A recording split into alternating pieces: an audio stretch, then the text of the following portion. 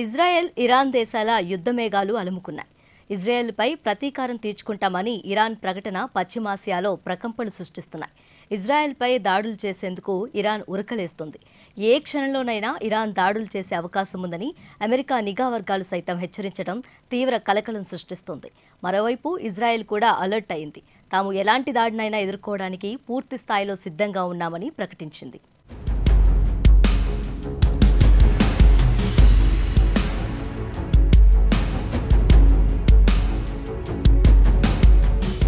రెండు వారాల క్రితం సిరియాలోని ఇరాన్ రాయబారి కార్యాలయంపై ఇజ్రాయెల్ వైమానిక దాడి చేసింది.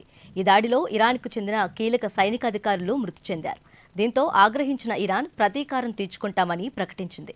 ఇక రానున్న 48 గంటల్లోపు దాదాపు 100కు పైగా డ్రోన్లు, 150కు పైగా క్షిపణులతో ఇజ్రాయెల్పై విరుచుకుపడేందుకు ఇరాన్ సిద్ధంగా ఉన్నట్లు అమెరికా నిఘా వర్గాలు తెలిపాయి. ఈ క్రమంలో ఇజ్రాయెల్కు అమెరికా సంపూర్ణ మద్దతు ప్రకటించింది.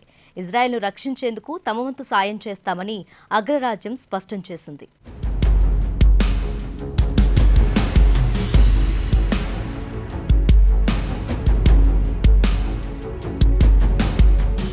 అటు ఇజ్రాయెల్ కూడా ఎలాంటి దాడులనైనా ఎదుర్కొనేందుకు సిద్ధంగా ఉన్నామని ప్రకటించింది. ఇప్పటికే క్షిపణి విధ్వంసక యుద్ధ నౌకలను అమెరికా ఇజ్రాయెల్కు పంపింది. America Central Command General Michael Erik Kurilla Israel యుద్ధ సన్నద్ధతను సమీక్షించారు.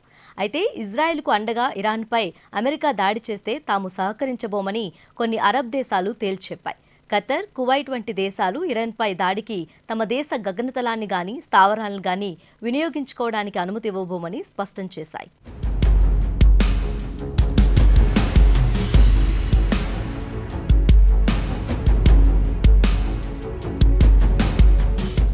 ఇజ్రాయెల్, ఇరాన్ మధ్య ఉద్రిక్త పరిస్థితులతో ప్రపంచ దేశాలు అప్రమత్తమయ్యాయి.